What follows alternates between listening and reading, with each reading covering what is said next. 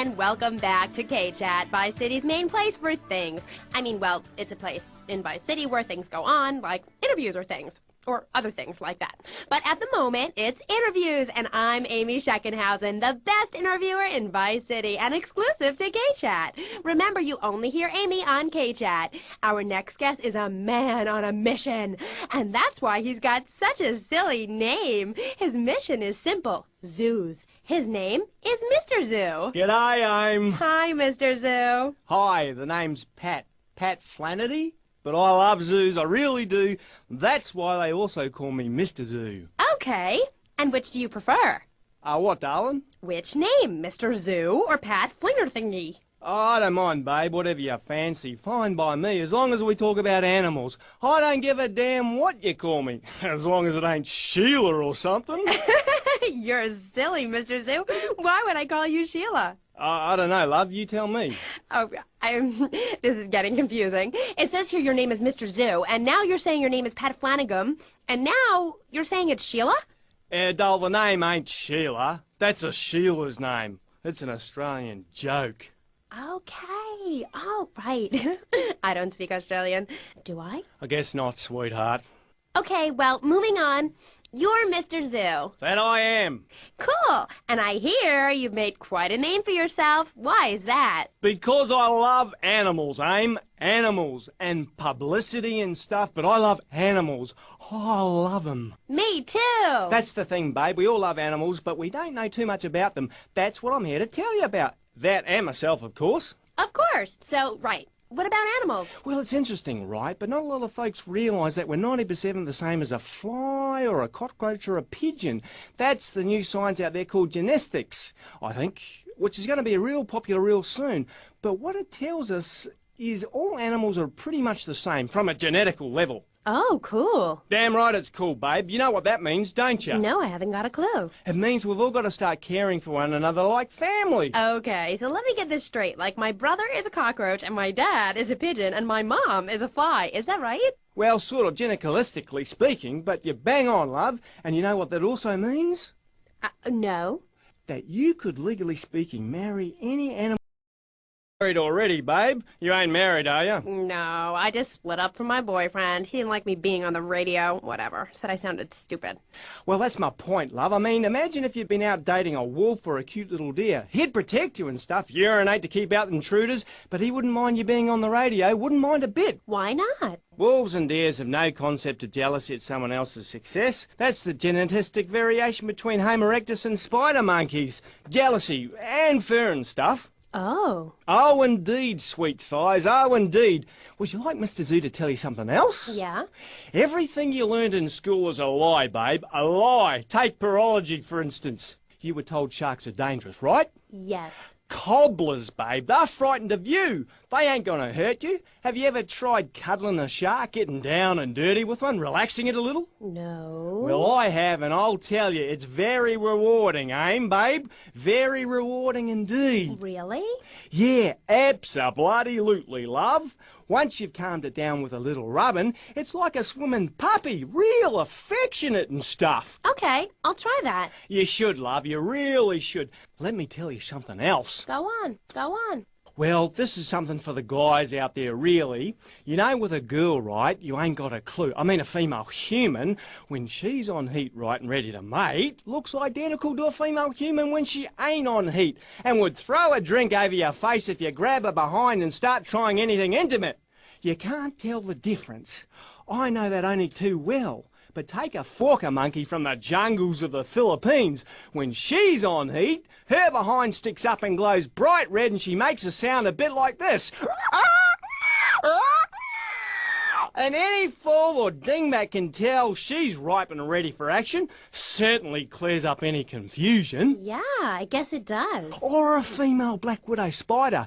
Now, they eat their mates after the deed, as they say is done. Ooh. Yeah, I know. That certainly puts things into perspective, doesn't it? I've never done that. No, but you can now, because you're the same. Well, more or less the same. I mean, that's the funny thing about my work, about genesthetics. Oh, God, the world is so complicated. There are also lots of tiny differences between animals. You know what a species is, don't you, Aim? Yes. It's an animal which has other animals which are quite a bit like it. A dog is a species, but a cat isn't, because there's lots of cats. However, I've discovered out there in the wilds loads of new species that regular science practiced by repressed blokes in laboratories hasn't even known about. Really? Really, I have. There's a horny Pat bear, named after me, Pat, right? Exactly the same as a regular bear, only it's got a big horny growth hidden right down its groin area. You gotta reach in, have a fiddle about, and then you find it. Completely different it is. I was amazed when I found it. I can imagine. I was amazed when I left the hairdresser's. No wonder, darling. Oh, the double-gutted pat tree monkey. Exactly like a normal tree monkey, only it's called after me. And if you have a rummage around inside, going in the back door, you discover it's got 2 digestive tracts. 2. Amazing. Really profound it was. Ooh, that's gross. No, Aim. It's the science of Mr. Zoo. Getting down and dirty with animals, because I love them and I hate lies. Okay. It also says here you like zoos. It's a love-hate thing, babe. That's nice. But I'm certainly an expert. I know what I'm doing and I'm not afraid to expose myself. Okay, well, I'm getting a little confused here. Why don't we take a break, and when we come back, take some phone calls, because all the buttons are really flashing all of a sudden. You're on Kchat. The science of evolution has uncovered many of life's mysteries, like tadpoles or the pyramids. But the mystery of the armpit remains. What's it for? Why is it hairy? And why do men have nipples? But one thing is for certain, the armpit smells bad. Luckily, there's Pit Balm. It's like napalm for your skin, or Agent Orange on your sweat glands. Pit Balm stops unwanted bodily functions in their tracks. It's as effective as sending GIs into a peasant village. When you're fighting the war against personal hygiene, bring out the heavy artillery. This Friday night, it's the incredible sitcom that has captured America's heart and given the whole country a new catchphrase. But I'm 42! Just the 5 of us. After a mix-up at the adoption agency, the Chesterfields came home with 3 zany new house guests. Jimmy, tidy your room and go to bed. I'm so sick of this. I keep telling you I've got a rare disease. I look 12, but I'm a 42-year-old investment banker. I want to go out and get laid. Oh, yeah, and I'm Santa Claus. Now, tidy your room. Asshole. Sean, our posh suburban home must be a welcome change from that alley you were sleeping in. I really enjoy living here, but there's not enough booze. It's the funniest, most touching half hour on television. Charlotte, what's that smell? I set the couch on fire again. Yeah, I can help you with that. And this week, it's a very special Just the 5 of Us, where an attractive blonde lady tries to steal Jimmy away. Now you're talking. Just the 5 of Us. Friday nights on VBS. We're on Kchat, and so are you. If you're listening, I'm here with Australian animal lover, Mr. Zoo. If you've got anything to ask him, why don't you just give us a call right now? Yeah, great. Give us a call right now, and I'll tell you anything you need to know about animals. Okay. Who's on the line? Is that Pat Flannery? G'day, of course it is. And you're in Vice City? Yeah? What are you doing here? Promoting animals, mate. Don't you remember the court case? I get lost. Amy, let's have another caller. Okay. Who's on line 2? You're through to Kchat. Don't hang up on me, Flannery. You're meant to be in a hospital, you sicko. Hey, easy there, mate. Hospitals are for people who don't feel well. I'm at the top of my game. Are you insane? Don't answer that. I know the answer. You're sick and insane and you need help. Visa? You can't touch me. I'm bona fide. I love animals. Leave me the hell alone, or I'll come by your aquarium and feed you to the bloody sharks, you no good, by the book, paper pushing murderer. Bobo would have lived if you let me in the tank. I could have cheered him up. I could have done. Now stay away from me, you hear? No more callers, K-Aim. Phones are so impersonal. Not a two-way conversation like the radio. Okay. Who is that? Wrong number, I think. No, it wasn't. Yeah, it was. A bloody wrong number. He wanted a plumber and a Chinese. I was speaking to him in Australian. Okay, cool. What was that about the aquarium? Nothing, babe. All in the past. Long time ago, I was tricked into saying something I regretted. Oh, cool. That happens to me all the time. I can see that, love. Yeah, big mistake. Never trust a judge or a mental health tribunal. Never. Only trust animals. Okay, and what did they make you say? Nothing, babe. Oh, it was a long time ago. Look, I brought a little surprise for you.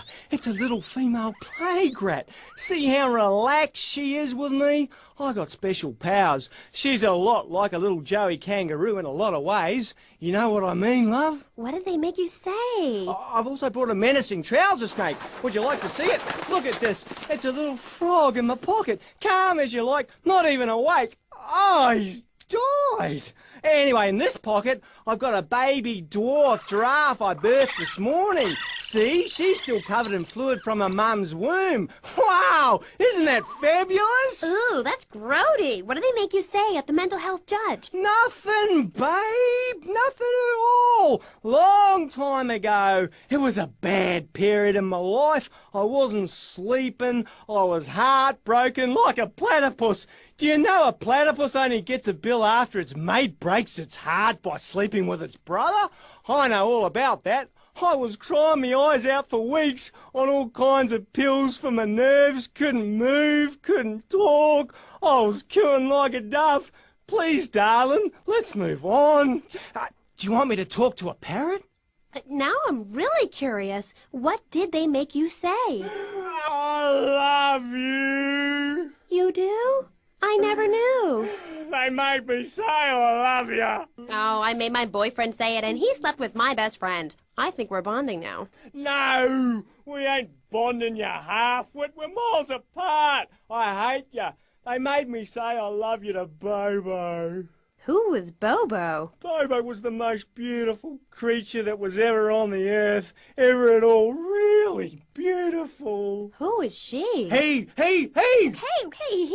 He was a dolphin, and I loved him, and I knew him properly. You people could never understand. It's natural. We were identical from a genetagorical perspective, and Bobo was really unhappy, putting on a show every day like a circus animal.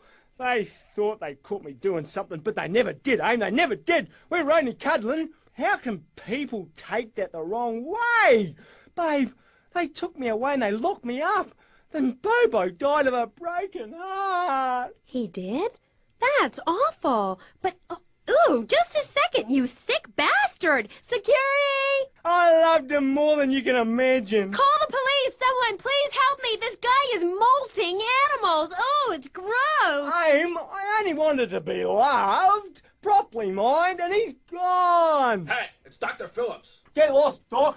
I got out. I'm fine. Me and my friends are travelling around in a black van and solving crimes and running from the Colonel. Pat, I'm coming in. Stay away from me! Pat, you've been a very bad boy. Come on, we're going home now, Pat. Stay away from me! I got a poisonous lizard in me boot. He'll kill you in 2 seconds. Pat, please! We've been through this. You're not well. Bobo is dead. It's time to get back on the medication and start piecing your life back together while locked up in a padded cell for a very long time. Or until you die. Is it that time again, Doc? Yes, Pat, it is. Come on. Put on the straitjacket. Look, it's even got your initials on it. And swallow this. Oh, thanks, Doc. Did I tell you I love animals and they love me? I got a message. Look for a while at the China Cat. I'm really sorry about that. Pat is a very, very sick man. We rarely let the dangerously ill out into society. And when we do, it's not always fatal. Okay, great. Get this crackhead out of here. Sorry to be a bother. Oh, no bother. Don't bang his head. Those bruises show. I never knew animals were so interesting. We'll be back after this. You're on Kchat. Don't go away. Do yourself a favor. Pick up your telephone. Call now. 1-866-9-SAVE-ME. What better place to witness 40,000 years of nuclear winter than from the comfort of your very own space-ready nuclear bunker? When we raise 25 million, we will build a 50-story tall likeness of me. If we raise 300 million, the statue will rotate so I can look over this great city and cast an evil eye on degenerates. And when the imminent nuclear strike occurs, those who put faith into action with sufficiently generous contributions will join me inside the Pastor Richard Salvation statue as we blast into space. Contribute to the Pastor Richard Salvation Statue Fund. Pick up your telephone. Call now. 1-866-9-SAVE-ME.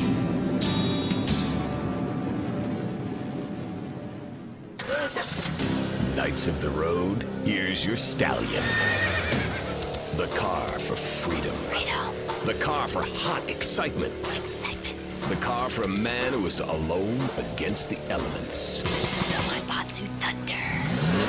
The pride is back. It's the power of a compact. Looks small, but it's so big. Fuel injected. Inject me. My Batsu Thunder. On the toll road of life, you have to pay to prove you can.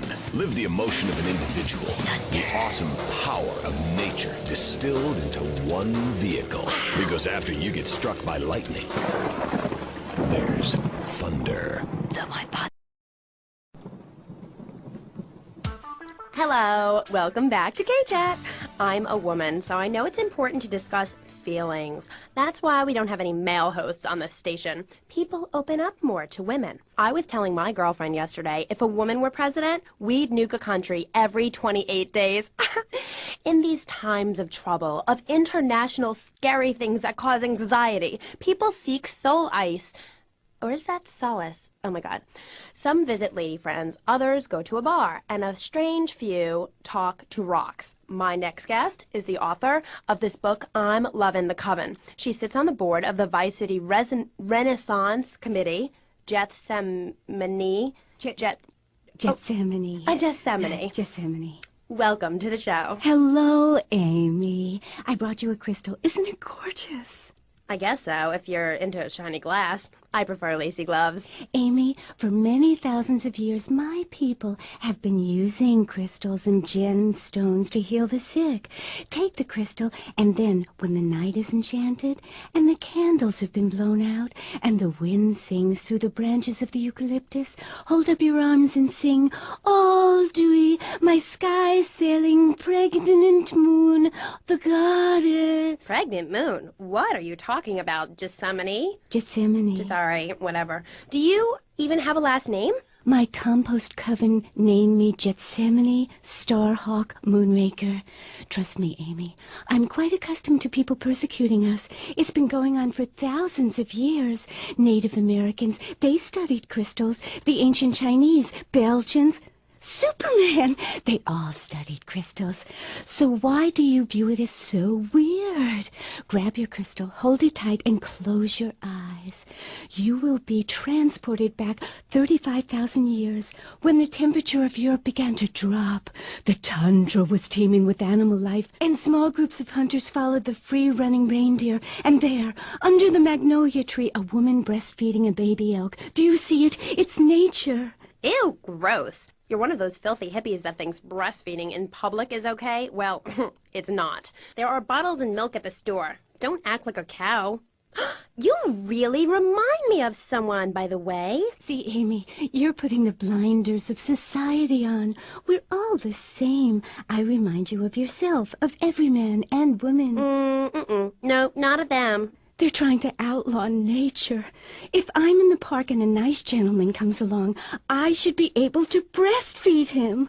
Pretty soon, everything natural will become illegal.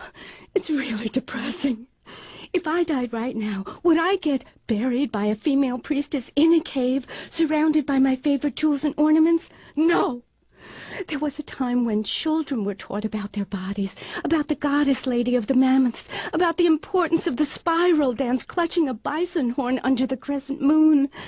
At the Bead and Rob shop where I work, we have classes that teach the importance of eating wild plant shellfish and understanding ancient crop circles. Oh, I love lobster. Have you ever tried talking to one?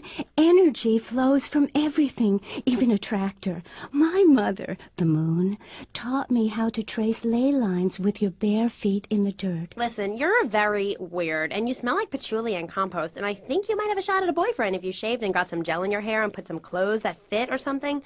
I mean, please. Did Joan of Arc shave? I was given this fascinating pamphlet called Caucasian Female Body Hair in American Culture. Amy, I love you like my sister, but honey, you've fallen prey to a sustained marketing assault that began in 1502 to convince women that underarm and leg hair was wrong. There's nothing more natural than this enormous bush I've got growing under each arm. Having hair is natural. What's the deal with Anglo-Saxons? I mean, go to England. The women there don't shave their underarms. It's really quite attractive. You just need to focus your eyes to look for healthy signs and not the signs of socialized barbarism, like shaving or wearing deodorant or birthing in a hospital, rather than the open air like a wolf cub. Remember Brother Romulus and Noble Remus? Wolf-raised. I find this really interesting. Not really, but I say this because I'm told to. I'll be back on Kchat after these messages from our sponsors. Howdy, partner. It's 4:30 in the morning here at Farewell Ranch, and it's time to get up and work the old cows. Get up, y'all! At Farewell Ranch, old people don't sit around stagnating, watching game shows and talking about the good old days, sinking into the grave in a urine-soaked mess. At Farewell Ranch, they sweat and toil until the breaking point and keep that miserable contemplation of mortality at bay. Hell, at steering time, we'll work Grandpa so hard he'll wish he was dead. At the end of the day, he'll sit down in the bluegrass, eat a bowl of commemorative beans, and enjoy sing-alongs at one of our nightly funerals. It's the cowboy's code. Work hard, don't shower, and die in your boots. Right, Norm? My prostate. Farewell Ranch, the only way to ride into the sunset. It's the knife that saved America. If you liked the film Exploder, you'll love this enormous commemorative survival knife. In the handle, you'll find all of the things you'll need in any wilderness, disaster situation, or the jungle of your backyard. It comes complete with fishing line, needle and thread for sewing gashes back together, and an incredibly useful and durable toothpick. Can't go on without me. I got toffee stuck in tooth. It's okay, Ho-Chi. Try this. For those unplanned extended stays in the jungle, there's a saw for building your own hut, toilet paper, and a fold-out woman for company, as well as a serrated blade that can kill a man before he can scream. That'll shut you up. The Exploder Survival Knife. It's the knife that saved America. Now, it can save you. This knife killed 25,000 people in Cambodia. Now, you can too. Whatever. I'd die if I didn't have sissy spreads and blocks. Germs are like so gross. Oh, hi, I'm Amy, and you're on Kchat. Disseminate. I can't get over how familiar you are. Oh, right, Amy. I really hope you read my book. The mysteries of the absolute can never be explained. Mother Nature knows more than all of us. That's what keeps people coming back for more. People are turning into zombies. A roof separates you from the sunshine in the morning. A bed separates you. That's what's so great about learning these things. When you're no longer oppressed by the cultural pressures of making money or showering or wiping yourself after using a toilet, you can focus on the important things. Do you travel, Amy? Well, I've been up north to the theme park, and last week I went to the beach. No. Really travel. My coven has been meeting every Thursday, Saturday to prepare for a grand coracle journey along the same route we took when our people came from Russia and Alaska along the Bering Strait. What's a coracle? Oh, is that like a Maibatsu? I prefer American cars. No. Coracle. Cora means Arabian gazelle, which we all know was the daughter of Zeus, and Kal means gather grass and sew it together. A coracle is a single-person rowing boat made of reeds and twigs from ancient Britain. There are so many wonderful things you can learn from the ancient Britons, Amy, like metallurgy and how to cauterize the wound when a bear has eaten your arm. Everyone used to have a coracle, Amy, even people who were scared of water. We're all about working to preserve the diversity of natural life.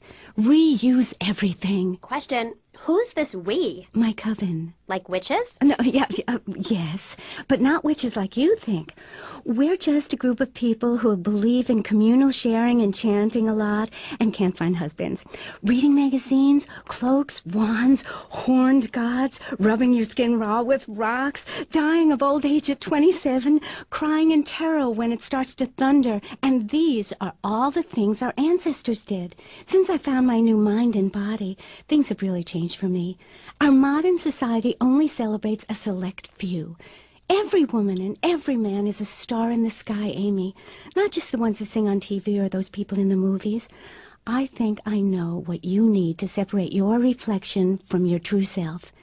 A Zen garden. Oh, my brother had one of those, and the federales came. No. Zen, silly girl. It's a little sandbox you draw pictures in. It teaches you things like that death isn't an end. It's just a stage and also a beginning of a new journey. Do you have a leader in this weirdo cult of yours? Not a cult, a coven. There's a big difference. Yes, our leader's name is Phil. That's a weird name for a leader of a group of witches. Oh, hi, Phil. What hairy legs you've got. What with being a man who's a witch and everything. Do not disrespect Phil. He teaches us the wheel of the year, Amy. It's full of solar holidays and goes round and round and round. You can learn a lot from the sun and the moon. If you look at the sun for too long, you can go blind, meaning it is something to be respected. And the moon has a dark side, just like we do. And some people have craters and only a sixth of gravity. The ancient Britons knew the moon could breathe. We can change the world, rearrange the world. It's dying, though, Amy, and it needs some mouth-to-mouth resuscitation, like a swan or a fish on a hook. If you take your nervous system seriously, if you take your organs seriously and explore them, some really neat things can happen. Phil taught us that. He's been to Mali to meet with the village elders. That's why there's the ceremony of the knife. Oh, great. Why does everyone have to be packing sharp things? The knife ceremony is very important and spiritual. It's an ancient one-person personal crisis. You say to yourself, I'm going to have a spiritual experience, or thrust this thing into my head. Life actors never rehearse and need no script, Amy. That was said by somebody really spaced out, and I'm going to say it again, like the wind which keeps blowing, or the sun which shines with life. Will you please leave? You smell and you talk really weird, and you're just really gross. Not until I tell people out there, become an internationalist. Learn oral traditions. Learn to respect life. Make war on machines. Marry your mother. Technology will enslave us. Buy my book. It's printed on bark. Okay. Let's take a quick call. Hello, you're on Kchat. What's your name? Hey, it's Emmanuel from Prone Island. I love the show. Yeah, I wanted to talk about technology enslaving us. You know that play, In the Future There Will Be Robots? Well, that's a true story. In the future, there will be robots. And I'm going to hack them all. I'll make them say funny things. You know, I can move satellites around with my computer. Computers are evil. The Luddites of ancient Britain know this. That's why they destroyed the computers that created things faster and more efficient and took their jobs. Oh, shut up. Computers aren't evil. It's the people that program the computers that are evil. That's a pretty big difference. I'm talking to you through a computer right now. In fact, I am a computer. Well, anything that can think faster than me is evil. Anything which doesn't dance or sing or cry or wear a smock. You create your own reality. We are like the dust in the wind. We are golden. We've got to get ourselves back to the garden. Okay. I know who you remind me of. My Aunt Susan. Oh, she was single too. I'm not single, Amy. I share my life with a number of valuable partners, and we commune with each other in a non-judgmental, expressive way. Old maid, my mom calls her. Anyway, let's go to the phones. You're on Kchat. Yes. Thank you. Yeah, that was great. Really interesting. I'm British, you see. Like our ancient wood-wearing queen, Medusa. Medusa. No, I think actually it was Boadicea, but no, not really. I'm from Hampshire, you see. I'm here on business. A wanderer. Yes, I was wondering. You're a good witch, correct? Yes, a white witch. But you have a broom. Yes, it's ceremonial. Supposing I'd been a bad boy, like if I hadn't learned my spells or something, would I get smacked with it? Violence is wrong. But you must hit Freddy with your broom. Freddy's been very naughty and not learnt his spells. Hit me, hairy legs, hit me! I deserve it. Prank caller! Prank caller! Sorry, listeners. Somebody call the IRS. Who let that guy in the country? Yes, poor man, so lost in ill at ease with his father, son, and Mother Nature. I hope he finds what he needs. And I need to take a commercial break. Gaff, good luck. Gethsemane. Yeah, I hope you find what you're looking for, and I sincerely hope you, take a bath. We'll be back after this. You're on Kchat. Don't go away. Hi, I'm B.J. Smith. In my long and illustrious 3-year career at the top of pro football, I whooped some serious ass and got paid for it. They didn't call me death in tight pants for nothing. When you have such a reward I have, you know how to stay fit. Through running, wrestling, stuffing 20s down panties of foxy strippers, firearm training, nasal pursuit, and beating the hell out of your fellow man. That's what keeps me healthy. And now, using training methods I perfected, it's going to work for you with BJ's Fit for Football.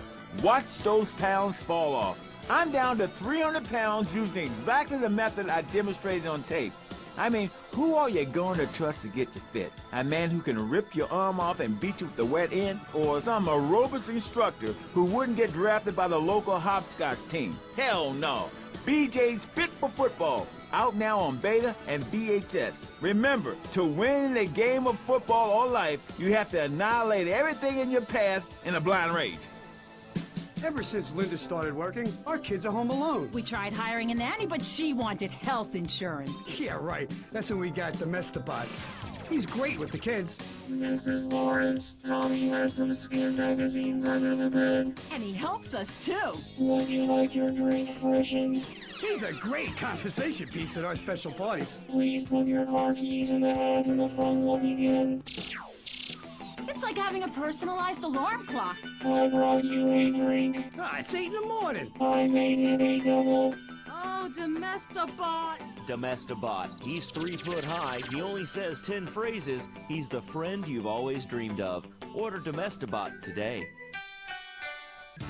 So, welcome back and all that stuff. You're on Kchat with me, Amy Sheckenhausen, on Vice City Station for the stars, including me. And boys, have I got a treat for you. Next up is a living legend, a man who won the World Series single-handed, known to his fans as Death in Tight Pants, and known to his enemies as, oh my God, I just got flattened by a truck. How is that fair? It's sports legend B.J. Smith. So, B.J., welcome. Thanks. It's a real pleasure to be here. Oh, I know. But one thing, sweetheart, I never won the World Series. That's baseball. I played football. Yes, but it's all the same, isn't it? Football and baseball aren't the same. And one of them, you get bored during a 5-hour game. You touch yourself a lot and start a massive brawl with players who are degenerates, egomaniacs, and criminals.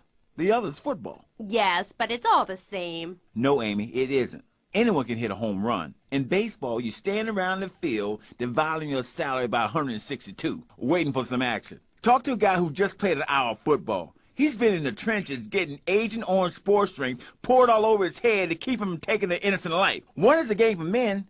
The other is a game for pansies who like wearing button-down shirts. They call baseball a national pastime. If that means making $1 million by standing around all day, count me out. I'll work for my money. Yeah, BJ, just like me, I can tell you. Yo, baby, it's cool. I just want you to know what I did. I do. Jeez, get over yourself. You must have a testosterone imbalance like all those jocks who shower with other men. You can't tell me you don't look at other people's business. Baby, I played professional sports for 14 years, including high school, and I'm making a comeback. I'm a very competitive person, I grant you, but I ain't got no testosterone imbalance. With that little mustache you busting out, look like you should be talking about some hormone problems, girl. Excuse me? What did you say? Oh, nothing. Damn, baby, you're so ugly you make blind kids cry. BJ, you better stop being a bully just 'cause I'm not into the jock scene. I like sensitive guys, you know, like actors or rock stars or that kind of thing. Not some great big hulking giant that has to tell everyone how important he is. Well, I didn't realize we were trying to impress each other here, sweet thing. I was thinking we was here to discuss my new exercise video or talk about my possible comeback in professional football, not sitting here flirting with each other. I'm a married man. I'm on my 7th wife. So you got a big family, all those wives. That's fantastic. Not really. You see, I really like family, especially when some show up you didn't know existed. I tell you, Father's Day, I'm scared to go to my mailbox. My big heart has caused me a lot of heartache, but when you're in the public eye, you can't always tell what people are about. BJ has met some real manipulative people. 7 wives! That's fantastic. No, I have 1 wife. I had 6 before that. So you downsized, right? Yeah, something like that. If you want to win in life, you have to change players. You can't play on the same team all the time. So, oh my God, isn't this getting intimate, BJ? I feel like we are really connecting. Yeah, I like to connect with you. Other men may fumble, but I go into the trenches like a Doberman. That's actually part of my video. What are you talking about? Well, as you know, running the ball is like making romance. And one day when I was going for a touchdown, if you know what I'm saying, I had a great idea. You see all these fitness videos on television? It's always that idiot fool in leotards prancing about, giving it the skinny thing. And I say, what is this? I mean, what in the world is this? These people ain't fit. They ain't got a clue. When you're fit, you know it. If you come into the locker room, you know I was fit for football, able to wrestle and pounce and hurt somebody for an hour straight. That's what people need. If someone comes to jack your ride, are you going to bust a aerobic move? Hell no. But when you know how to grab another man by the face mask and twist him around and so he tears ligaments in his back and never play again, I mean, that's some real useful everyday stuff. And I should know. I invented it. You know, I just don't want to talk about football anymore. Well, take dating or washing the car. What good is a leotard when you're washing the car? But put a man in a helmet and a cup, and he can wash the car in dignity. That's fighting fit for football. It's really a very simple program. The best way to get your body fit is to have total disregard for your body. Every now and then you wake up and come out of concussion and say, damn, I look good. BJ, you talk funny. We'll be back on Kchat right after these messages. Are you tired of your couches getting ruined? Oh, Grandpa. I made tinkles again. If you've got old people cluttering up your home, why not send them to Musty Pines? We'll help bring back dignity, and we promise it will be the best 3 months of their lives. They'll enjoy bingo, complaining, mumbling incoherently, skinny dipping, and organ donation. And once a month, it's our famous Lucky Dip medication switching night. Musty Pines is located at a luxurious location overlooking Vice City's state-of-the-art sanitation facilities. You can still visit your old people, but now after they pass on to something better, guaranteed in 3 months or less, you can start enjoying their money. Finally, you can have quality family time again. Musty Pines. Now, you don't have to say goodbye. Drive-through service also available. He was just the boy next door. Hi, well, hello there, Danny. I didn't know it was hockey season. Hey, can I borrow a knife? A deadly curse, a deranged killer, a small town in tears. Knife After Dark, rated R for retarded. Ew, that's gross, BJ. Stop hitting on me. Hi, I'm Amy, and you're on Kchat. So, what do you need to do for BJ's fit for football? Well, Angela, anybody can do it. What you need is a real expensive gym, a team of trainers, medical practitioners, dietitians, a baying crowd, and an opponent who wants you dead. Dead in the dirt. I mean, a nasty, blood-sucking leech of a man who will destroy you if you don't destroy him first. A man you like set animals on. He's the enemy, and you sit in your foxhole till it's time just right, and then you pounce, baby, like a kitty cat on catnip. I'll sack a man, power drive him hard, again and again, because the idiot comes my way. I'll nail him every time. This video sounds like a lot of fun. Fun? Fun? You think it's fun when grown men cry in mortal agony, when you're so scared of what you're going to do to a man, you step outside yourself like an astral projection, and police go Kent State on you, and people crying and bleeding and pouncing each other in the face, and that's just in the locker room before the game. That's your idea of fun? Yeah, I guess. Yeah, mine too. That's why I'm making a comeback. I've been retired 2 years, and I'm telling you, selling cars or appearing in soft drink commercials is not fun compared to having 50,000 low IQ morons in Green Bay or Tampa or Liberty City or whatever screaming how they want you dead just because you're playing for the Mambas. That's actualizing the self. Wow, that sounds interesting. Tell me about it. I am doing. I'm fit to... Hey, wait a minute.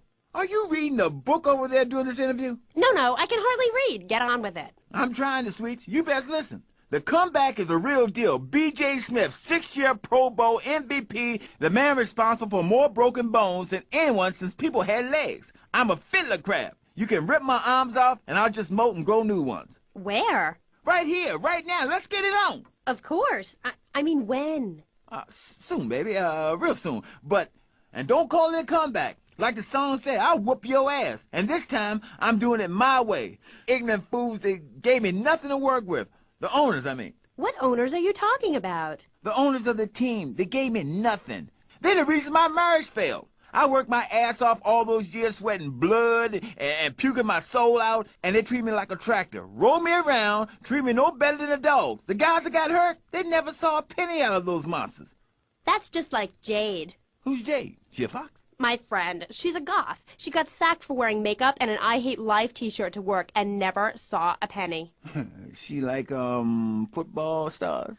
She teaches kindergarten, professionally. You know, I know a lot of players who need to go back to school after they finish playing. It's a tough life and you lose something. What did you lose? Hope, diction, something. It's brutal out there. That's just like Jade. Those kids are evil little brats. Listen, are you going to talk about your freaky friends who dress like a funeral? I thought we were here to talk about B.J. B.J. Smith, and I feel alive. I mean really alive. Ain't nothing more and bigger than holding a man's head in your hands and looking him in the eyes and saying, I can kill you in 1 second, old man. And he says, I got a wife. And you say, give me all the money in your cash register. What are you talking about? BJ, are those muscles real? That's funny you should ask, because the answer is yes. They ain't implants or nothing. Wow, you're enormous. Nah, this guy's twice my size, but I'm quick, rich, and angry, like a Republican. So, I see. Look, I ain't got anything more to say to you, and I can't fall in love with another guest or I'll get sacked. So let's go to the phones. Who's on line 1? Hey, Amy, I'm a first-time caller. How you doing? I love your show. Sorta. BJ, man, you're awesome. Here's my question. How'd you play that game against San Andreas with 2 broken legs? Oh, I can't believe I'm talking to you. Wow, man, I don't know what to say. This is the greatest day of my life. Well, why the hell you call in? Don't worry, I'm a professional. The method I use in the game against essays is actually a part of my exercise video. When in doubt, go for the groin. I hope that answers your question. That's the problem with the public. Fans. I get it all the time. Know what I'm saying? Absolutely. I get that all the time. People say, are you that girl off the television in that show? And I say, no, I'm the girl from the radio. I just look like her. Anyway, BJ, that's all we have time for now. Thanks, Amy. And, look after that mustache. Okay. Thank you. I'll be back on Kchat after these messages from our sponsors. Don't go away. Are you tired of Dad? Dad, no one wants to hear your stupid Vietnam stories. Are you tired of Mom? Hi, Angel. Do you want to read a book or go outside? No! The arcade comes to your living room, only without the creepy guys offering to show you puppies. Awesome! The Degenitron. You can play video games just like you were in the arcade. Excellent! The Degenitron gaming system plays 3 exciting games, including Defender of the Faith, where you save the green dots with your fantastic flying red square. Cool! Monkey's Paradise, where you swing from green dot to green dot with your red square monkey. That's rad! And Penetrator, where you smash the green dots deep inside the mysterious red square. Wow! The Degenitron brings arcade realism to your living room. It can even take quarters, and a strange, sweaty man comes by to empty the machine on Fridays.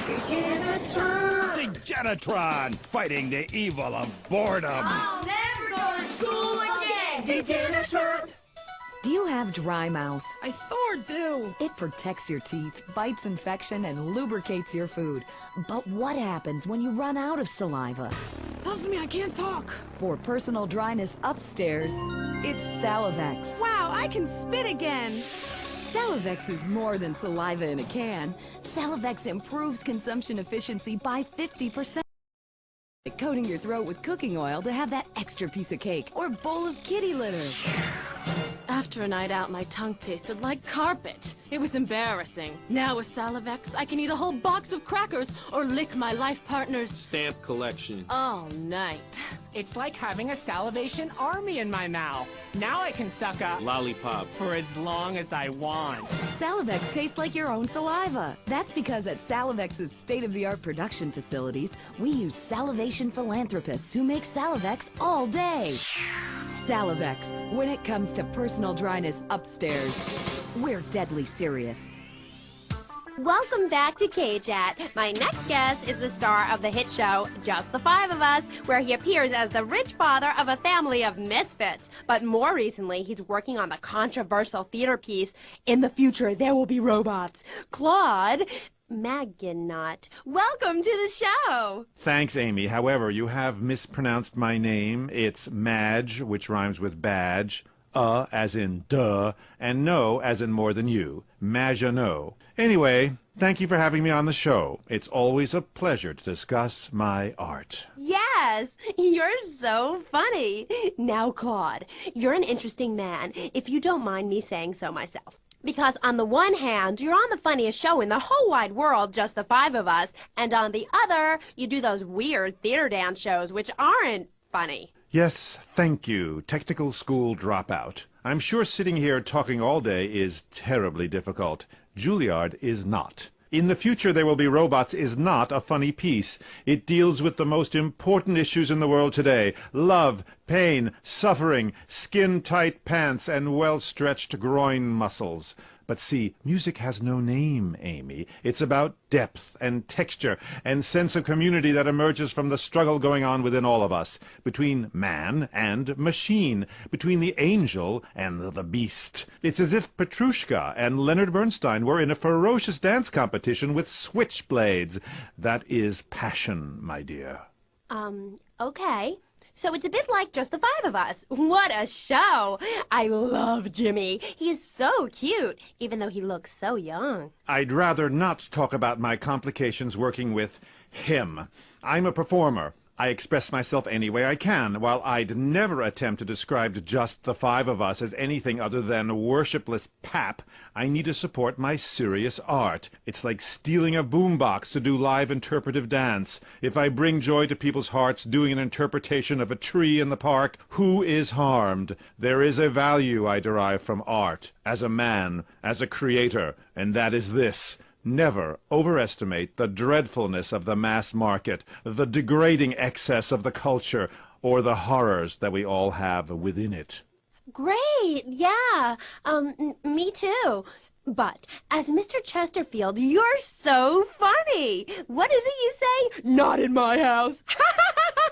That gets me every time, especially after the drunken tramp you adopted has wet himself. Oh, say it for me, please. As they say in France, matrice. Please. Not in my house. Please. I came on your fine show to discuss art, not people that whore themselves out on the altar of commercial success, dancing like a puppet alongside a genetic freak, although I do that too.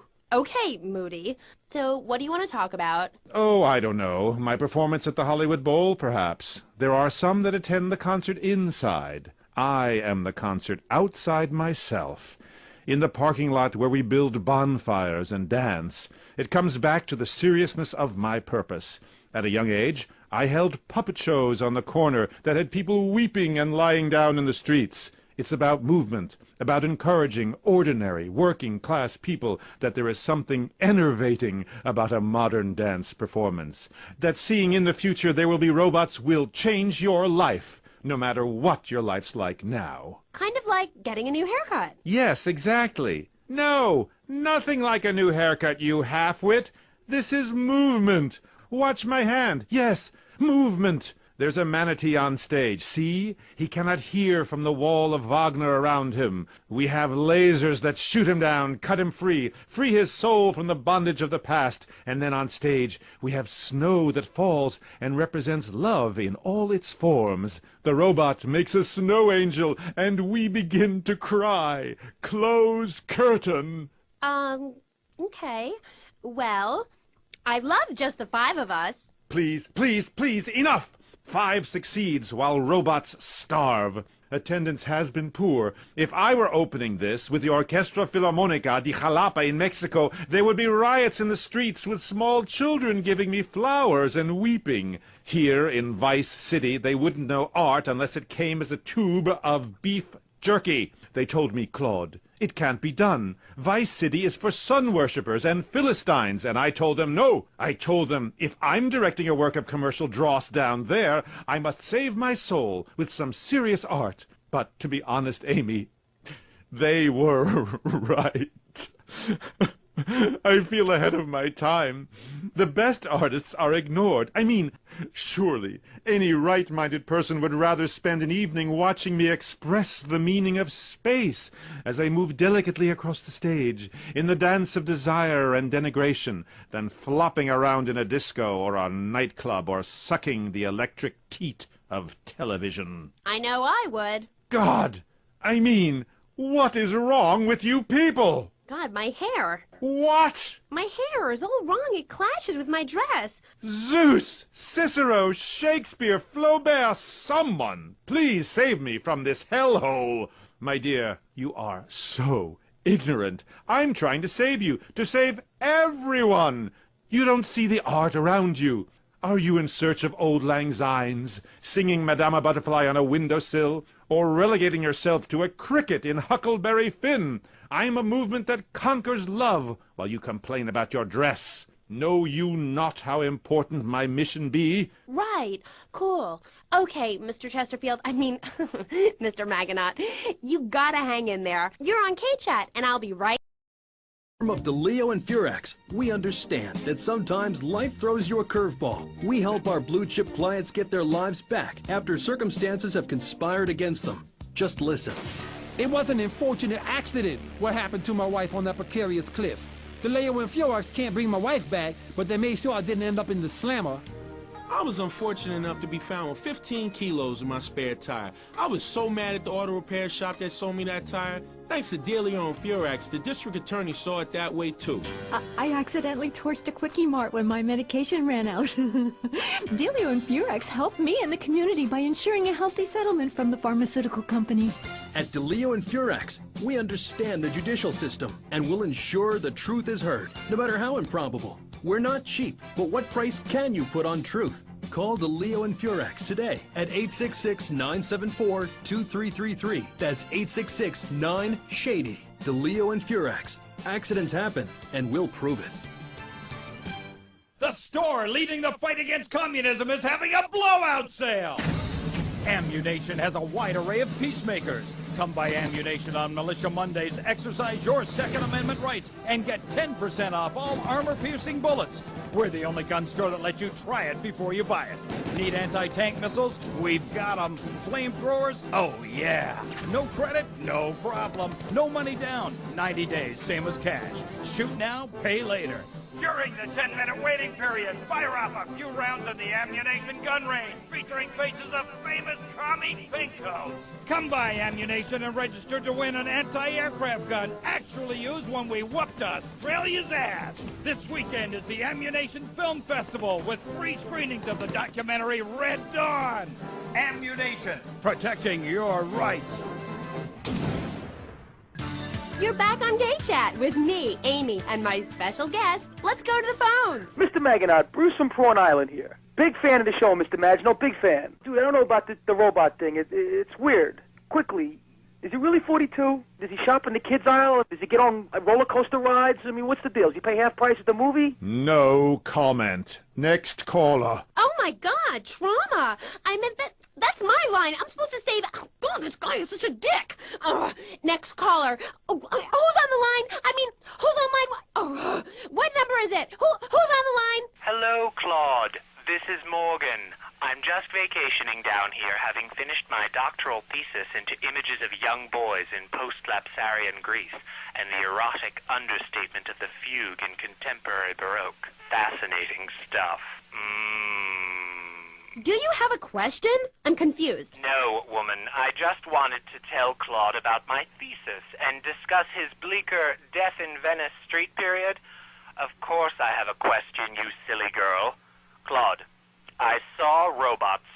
Big fan, and that's praise indeed coming from me.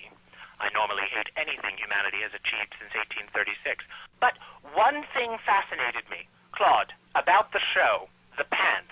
They were so tight, so fitted.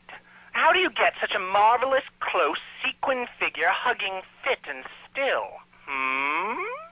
Oh, and were the sequins a reference to lasers? Yes, yes. My, I agree. Thanks for calling. That is an important question. You see, I'm an important person, and I especially think so.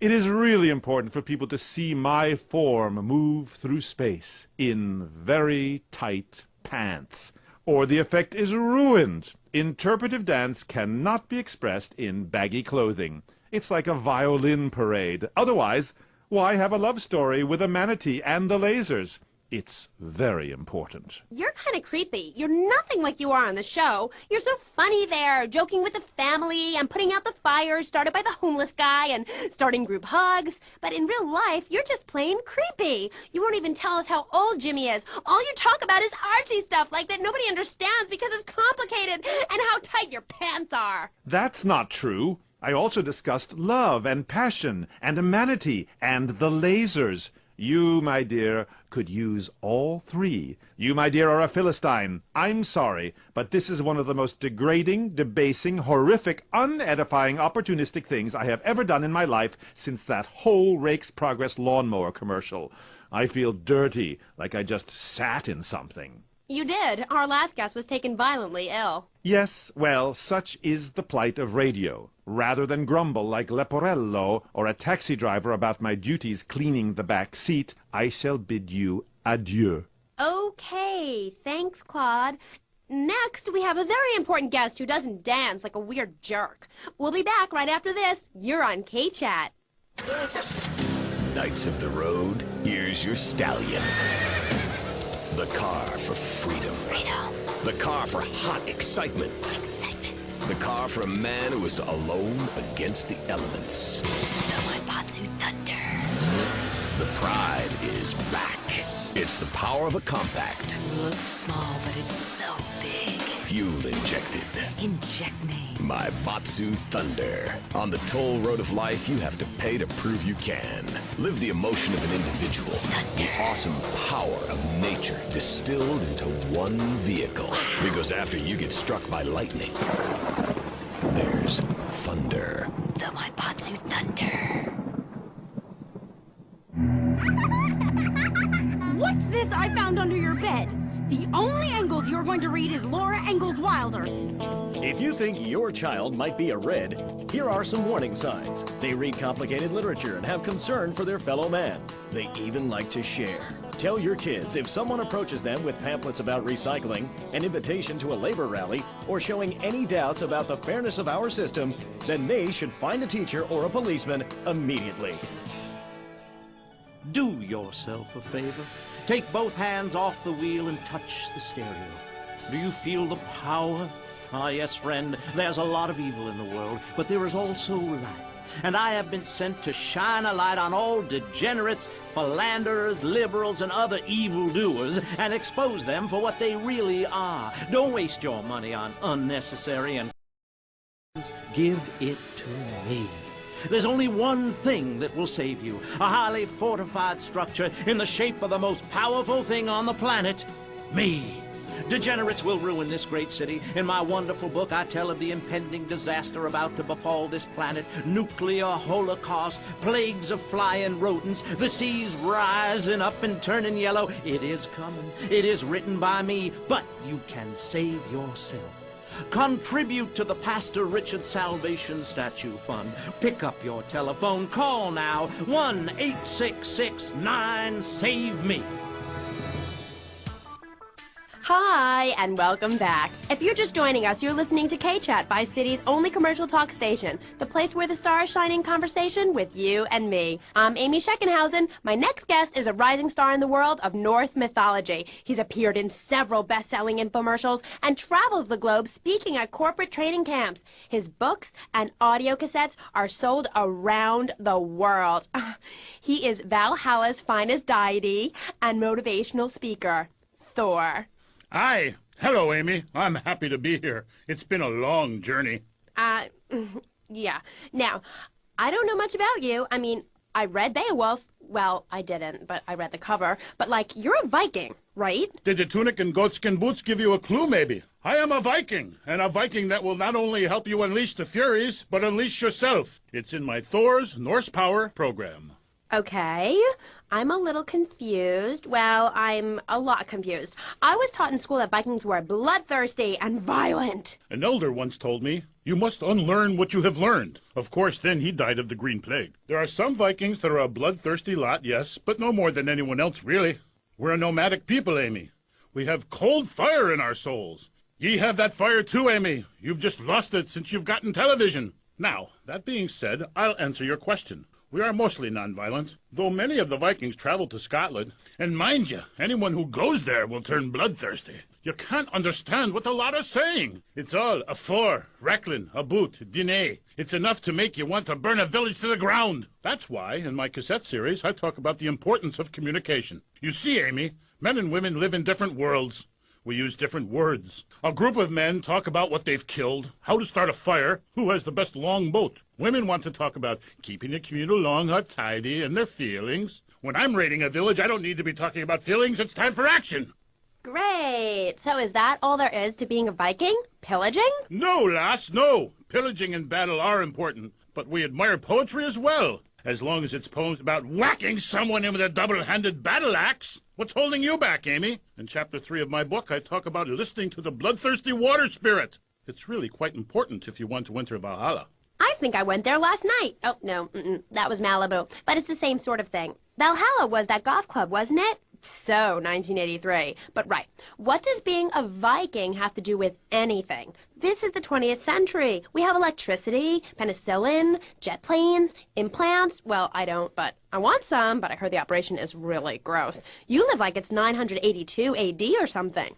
Mind ye tongue, wench, lest I cut it out. Deep down, all of you listening to me say, Thor, yes, I'd like to unleash the Viking within. Maybe you'll go camping once a year or hunting and wonder why it feels so natural. That's because it is. Too much of this denying your instincts. Men shaving. You know, deep down in the pit of your soul, you wish you could crouch in the grass with flies biting your face, afraid to move for fear of alerting the beasts, covering yourself with yak urine to thwart your smell. Then, a beast draws close. You pounce, bringing your battle axe on its skull. Man and animal at that moment, one and the same in a terrible beauty. Then you drag the carcass back to camp and celebrate by eating its heart. Some people, they only do this once in a lifetime. I do this every day, and so can you. All it takes is some positive thinking. Just attend my Unleash the Norse Within weekend. When you are finished, you will say, I am a god. Nobody can stop me. I crush my enemies and dance on their funeral pyres. This is very helpful for living in suburbia, Amy, and I should know. I really don't understand how. Oh, it's very helpful. Maybe a neighbor is tossing his leaf clippings on your lawn, or looking at your woman, or harboring desires regarding your longboat. You enslave his children, set his house on fire, he shall not bother you again. It must be nice to have you as a neighbor, not. I live in no place longer than needed to fulfill my goals, taking slaves, valuables, and food. Goal setting is very important, Amy, not just in football. You're very weird and creeping me out a bit, but whatever. No weirder than anything else. So, what do you think of Vice City? Ah, I like it very much. Your women here are prepared for battle. They are large, not like those scrawny things to the north. A woman who eats well provides for her man. You cannot set sail for robbing and pillaging on an empty stomach. It's like the story of the parson's wife and the troll. I don't think I've ever heard of that one. Great Carl Erson, ye mainlanders have no historical perspective. Read the runes. It's all right there. Talk to a grandparent. But no, ye cast people out like rubbish. Wisdom is not to be treated so lightly. When my father grew old, I sat with him day and night, absorbing his wisdom, learning about the demons and where the wickedness resides in men's hearts. Then as his time grew near, I built a large pyre, burnt him and his wife while communing with Odin's spirit. Careful, Musty Pines is a sponsor of the show. Oh, Grody, what are you doing? I'm just adjusting myself, she-devil. Wearing these animal hides does get a bit itchy. Okay. You never answered my question. What do you think of Vice City? Your land and people have a lot in common with mine. You see, we too fled our homes due to lack of food, overpopulation, and the bitter cold. And, mind ye, darting out to raid passing ships is fine, but we needed a new land to have our way with.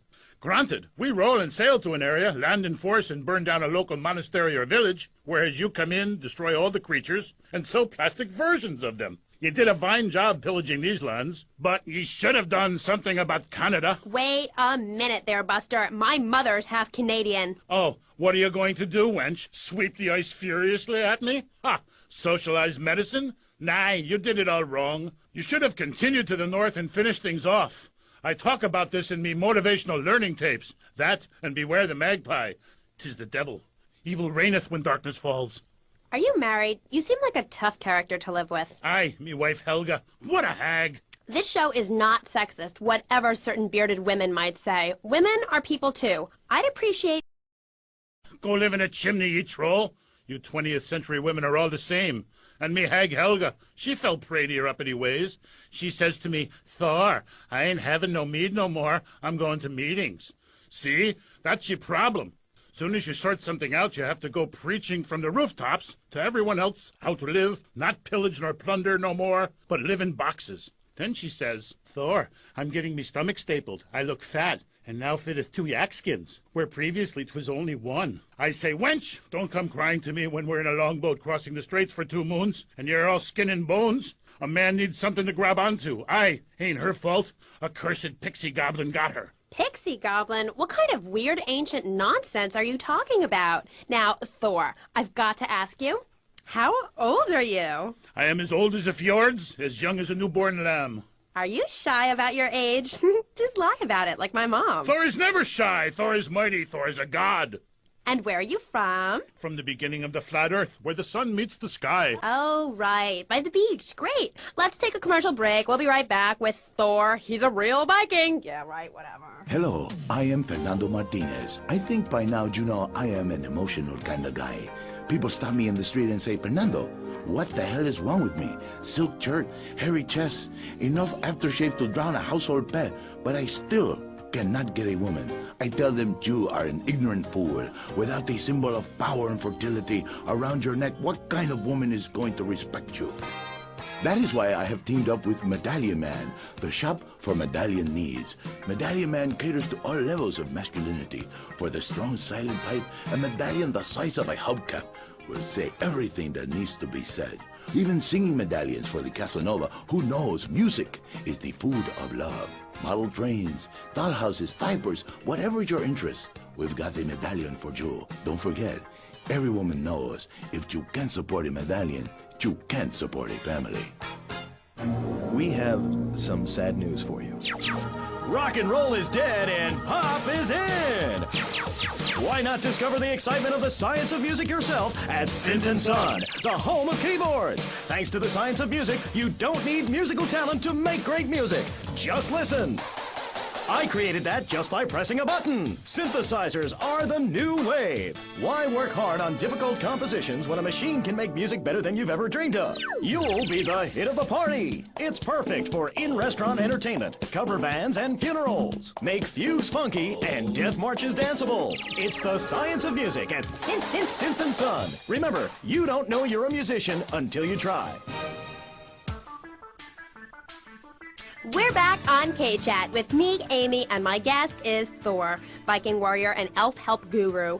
Do you have a last name? Oh, whatever. Anyway, what were we talking about?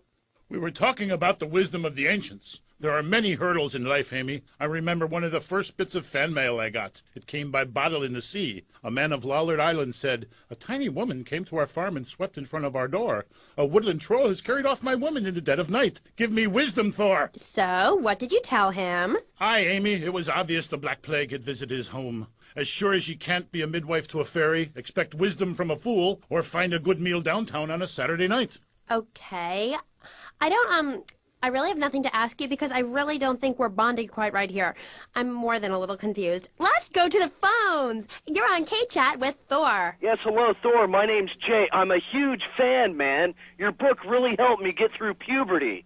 Everyone else was into vampires and stuff. I just got into the Viking thing. It's pretty cool. It's been working pretty well for me. Anyway, my girlfriend and I, we fight all the time. She's always calling to check up on me. It really totally sucks. It's a drag. Like, I hang out at the strip mall with all my boys, and she shows up. Is there any advice you can give me? Ah, yes.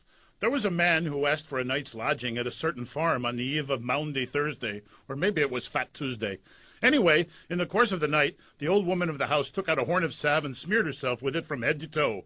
She then climbed on top of the stove, sat astride a sweeping broom, and began to... Hello, excuse me, what the hell are you talking about? Reading from the runes, wench. What kind of rune is that? Aye, it's a man's rune, and not appropriate for the warrior under 18 years old. But there's a moral at the end. Are you still there, Fair Jay? Yeah, I'm still here. Do you love this woman? Yeah, I think so. She's really special. Especially in the back seat, if you know what I mean, Thor. Then behead her, and parade thy love around on a stick for the world to admire. Wow, cool. Thanks, Thor. Okay, I'd like to throw you out, but you've got an enormous sword and, yeah, let's take another call. But first, listeners, Vice City, remember, don't behead your girlfriend and take her head around on a stick. Hello, you're on Kchat with Thor. Hey, brother, my name is TJ. Your book is fresh, real fresh. Like it's been a real inspiration and all that. It's most definitely on me and my crew's vibe. And that Loki brother, he's as slick as Salivex. You know what I mean, Trooper? In fact, me and my boys have started a Thor fan club. You know what I'm rapping? We're on your vibe, man. Aye, a Thor fan club. This pleases Thor very much. I shall speak of myself in the third person from now on. Yeah, I wasn't really into school all that much.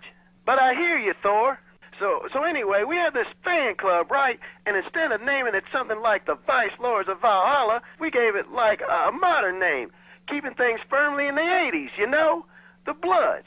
Ain't that off the wall, man? We follow your teachings to the letter, sir. Especially how you go around smiting fools with that wild, mad hammer of yours and getting people to know exactly what time it is. You hear? Have you a magic hammer? Nah, T. We don't have any Odin types around here to strap us with Superfly hardware like yours, but we do have Mac 10s, Tech 9s, Trey 8s, Street Sweepers, and all that. Are you still on my vibe, brother? Aye, I like the sound of this. Methinks I want to join your group. Do you pillage proper? Hell yeah. We do it like a Viking. You ought to come party with us. We'll even make you an honorary blood.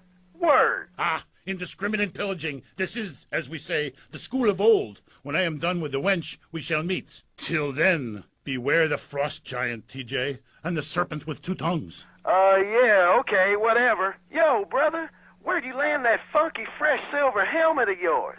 Those wings on the side are wicked, money. Stop calling me a wench. I have much, if you would listen. For many centuries, people have asked questions. Why is my fatted calf gone after the gypsy woman appeared? Are there trolls living in my chimney? Aye, sure, I could tell ye the story of the 12 children on a platter, or the midsummer snow, and the spirit hatched from a cock's egg. But in the end, Amy, you need a spirit journey. A wandering spirit demands a wandering body. Take a long boat. Pack only what you can carry. Head toward the moon at high tide. Okay, thanks for the advice. And with that revelation, I'm going to have to change topics. That was Thor, Viking warrior. Coming up next, we have another guest. We'll be back right after this. How do you like to enjoy a Rusty Brown's ring donut? I like to lick lovingly around the outside and then thrust my tongue in the middle. I like to munch it vigorously. I just love the batter all over my face. On Friday nights, I just can't stop eating Rusty Brown's ring donuts. Oh my God, it's so good. Sometimes I like to wear women's panties and walk around 5th Street. When you go downtown, make sure you enjoy Rusty Brown's ring donuts. Hi, I'm Jeremy Robar, entrepreneur, VIP, and founder of the revolutionary program, Think Your Way to Success. It's a 3-step program that's been changing lives and my income for the last 2 years. 5 years ago, I was a nobody, just like you. After my Think Your Way to Success program, I spend the entire weekend in my jacuzzi or engaging in the exciting sport of domino toppling. Hey, if you can think it, you can do it. One of my award-winning courses is sure to be perfect for you. The first course I call Think, Hold That Thought, Complete, because that's what you do. Step 2 is known as Learn, Start, Doing, where I explain the mysteries of starting. Or take the new accelerated course that will have you laughing and hugging strangers. Motivate, demonstrate, then motivate again. Just listen to these endorsements, and remember, these people volunteered. They aren't being paid much. I've been on the Think, Hold That Thought Complete program, and I have to say, I'm finally going to start my career in being a well-paid rich person. Yeah, I've been thinking my way to success for a while now. It's some good stuff. Call now and sign up for my Think Your Way to Success program. And if you want to think really fast, try my Crank It Out program. Call 1-866-434-SELF. Hey, don't just do it. Think about it. sweaty leather tracksuit? Absurdly fat Dayglow laces? Something missing? Complete the look with a replica car sign insignia on a chunky gold plate chain at Vice City's one-stop shop for people who know how to put the hip into hip-hop. Wow, you look fresh. Complete the look. God, can we play more commercials on this station? This station is about me. What? Oh, hi, I'm Amy.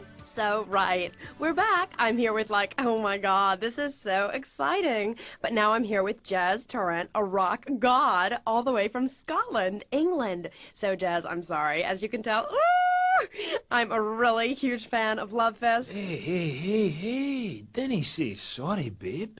You are a woman of substance, and I like that. Thanks. Yeah, thanks.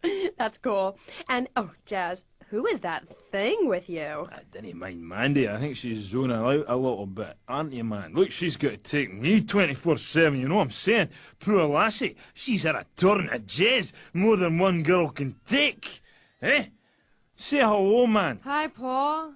Bingo. Where are we? The rock lifestyle hasn't been too good to her. Man, just go away and sit in a lavvy until we're finished, hen. Check the fridge. Is she okay? I mean, apart from being an ugly, cheap cow, she looks half dead. Hey, seriously, man. Didn't cramp my style. I'm an artist, you know. Okay, Jesse. So, Jez, I was listening to your album on my boombox all weekend. How is it? I mean, you're really totally famous. No, wait, I mean, so anyway, how are you? Cool, man, I'm cool. Things are good. You can't OD on love, and I have tried. The tour is really something special. You Americans, you really know how to rock and roll, man. Not like back home. I'm so confused. Is that because the new album didn't do so well in the UK? It's that fascist Thatcher. I sing about working class people trying to make it through a tough life. I sing about the things they want. Trashing hotel rooms, wearing glitter in your eyes, and waking up in a ditch next to a totaled sports car. When you make minimum wage, love conquers all. Know what I mean, Sheila? The name's Amy. Aye, right, whatever. Like I was saying, man, right, I'm an artist. I ain't in this for the money. If I were, would I be wearing these clothes? It's because the critics don't know. You know? They stand there and they do not know. Have they ever really listened to the lyrics to bury me deep inside? Eh? If the music isn't what they want to hear, if the songs ain't the right songs, if things aren't in their space or whatever, right, man, that's my choice. Because, man, I am Love Fist. And the thing is, right, they're not. And if they don't get it, and if they're not riding my wave that day, man, well, I ain't gonna go cry puppies just because their dog is teething, As far as these idiots are concerned, I am a man. But I tell you, sweetheart, I've been over to the other side, baby. And man, oh man, it's beautiful. But these idiots, man, they've not been there. Okay, right. This last album wasn't your best-selling, was it? I don't even think it charted in the UK. What is a chart, man? A piece of paper. Bring that to the concert and I'll set it on fire. I ain't no Ronald Reagan or rock, babe. Album charts are a metaphor for human isolation and the breakdown of interaction. I say it's time to rock. Right, man? Right, Jimmy. That's right, because I say it is. Because, sweetheart... I left the stove on. Oh, man, I am Love Fist, the biggest band in the world. Yeah, but you and Dick and Percy and Willie, you're all Love Fist, the 4 Scottish horsemen of the apocalypse. Fist till morning. Take it on the chin. Zinc deficiency. 4 boys against your face. Great tracks. What memories. And here you say you dedicate the album to the children of the night. Who are they? No, sweetheart, man, babe. Let's get one thing straight here. Hello? Are we recording here? This is for the record, right? Testing. Now listen. Love Fist is Jez Torrance. I sing the songs, sweetheart. It's my face on the merchandise. If you see us in concert and dancing with tears in their eyes, you will see I am Love Fist. He who pays the piper plays the tune. Oh, I didn't know you had a piper in the band. Love, I was talking metaphorically. I'm a poet. Condensed meaning, enlightenment. We're a family living in Death Valley, but I walk alone. I am on a spiritual journey, and if Percy or Dick or anybody stands in my way, the contract says I walk. I've been dragged back and held down and embarrassed by those guys, but you know, it's part of being in a band, man. Like wearing makeup. Yeah, but wasn't Percy voted Guitarist of the Year by Crap Rock Monthly? Look, I love the whole bit with the fuzzy guitar, but he's overrated, love, right? Without the torrents of abuse, Love Fist would be over, and the new contract reflects that. As an artist, it's really important that I make a lot of money. Right, man? You need to keep you and our friends and your diamonds and that, eh? Yeah, rock on, Keith. Roger, what a trip. Yeah, shut up, you silly tart. Ugh, let's take a caller. Hello. Ooh, wait. You're on the line with Love Fist. Hi. Yo, this is Wayne, man. Hey, guys, I'm on the phone with Love Fist. Hold on. Hey, what's up, Jez? I'm a huge fan. I go to all your concerts. I get crazy. I wear my Love Fist t-shirt every day, even when I'm with my old lady. Hey, I heard there's subliminal messages in your video. Is that true? Listen, seriously, the big hair, the limousines, the girls, the partying, the clubs, the hotel suites, another TV smashed into 1,000 pieces, right? After my unfortunate incident in Cleveland, I told the press, I don't like Mondays. This livens up the day. If you're asking me if we was using backmasking, the music is reversible, but time is not. Do you want me to say, congratulations, you have just discovered the secret message. Dreams are made to be broken. Like so many broken dreams, I want to pick up the pieces together. God, I am so creative, love. Oh, wow, I think I've just wrote a song. Maybe I'll write a song about you, eh? But anyway, like I say, that stuff, it doesn't matter. Not for me. I'm a spiritual person on a journey, right? And nothing will stand in my way, you know? Boy, do I. On the track Satan's Pillows, you sang about how a broken heart can... About how a broken heart can't ever be mended, just broken again. I know. Really powerful stuff. Emotional. I think that song says everything that needs to be said about love, man. When you belong to the night, it's best to take advantage of it. And what takes you up will take you down, man. If everyone remembered that, the world would be okay. Thanks, love. You are a real smart cookie. Thanks, Jazz. Now, do you think it's important that, well, I mean, you're a great-looking guy, even though your girlfriend is a cheap tramp. But do you think it's important that rock and roll bands look good? Or is it about the music? Like I said, I'm a creature with two faces, babe, you know? An angel and a devil. And that means it's really important to look good. Music cannot stand on its own. You need to look good singing it. I'm tired of people saying all we care about is partying and that we can't play. If we couldn't play, people wouldn't come to our concerts. We're not going away, and if we do, it won't be on purpose. Where are we, dear Creek? We're on the radio, love. Stop dragging me down. I told you, if you ride a whirlwind, don't be surprised when the dawn breaks. Anyway, where were we? Ugh, she's really getting on my nerves. Why are you waving your hands at me? Oh, I'm supposed to go to commercial. I'll be right back. Howdy. Welcome to Farewell Ranch. They say the golden years are the best years of your life, but for many seniors, they just stink up the house and make the grandkids feel uncomfortable with unwanted affection. Now, your old people can be earning you money and enjoying the final years of Farewell Ranch. It's a working farm, cattle ranch, and crematorium where the cowboys are all over 75. They'll enjoy rodeos, working in the fields, and tending all the final resting places of their new friends on Sunshine Hill. Farewell Ranch works your loved ones from sun up to sundown, and when your loved ones passes away, we'll send you a presentation package VHS with the spurs and boots they were wearing as they went on to a better world. Our residents sure love it here, right, Norm? Is this WW2? Farewell Ranch, the only way to ride into the sunset. Giggle cream. Wah, wah, wah, wah, wah, wah, wah, wah, wah, wah, wah. That's the sound I love. Starts my morning, you make my night. And giggle cream with everything, you make life bright. Getting fat and laughing, laughing and getting fat. With giggle cream, you get both things, and what's more fun than that? We hear wah, wah, wah, wah, wah, wah, wah, wah, wah, wah, wah. That's the sound I love. Giggle cream. It makes dessert funny. Asian pajamas? Chinese bandana? Something missing? With a throwing star, kendo sticks, or nunchucks at Vice City's one-stop shop for the silent fashion assassin. Wow, you look like a psycho. Complete the look. and you're on Kchat. Jez, you were telling me about the music? Aye, yeah. You know, we wear these costumes to appeal to the working man, because after you spend the day working in a steel mill, you want to wear tight leather clothes and play air guitar. That's what we're about. The recent album was a musical trip through hell, and I think it shows. Oh yeah, it does. I mean, I saw Satan. He didn't like what he saw in me. He saw darkness, but also a gentle side. Ask Mand. I can find treasure in the dark. And it's that, what's the word? Thing? Yeah, that's the thing that typifies me as an artist. Heart and soul. Head and trousers. Everything. That's what you get at one of my shows. Jez Torrent and Love Fist will really show you, you know. We take the soul into darkness. Bring your lighters. You know, I invented that. I've about had it with wankers ripping off my vibe. I wore women's clothing first. Why? Because it tells you about light and darkness, like the moon.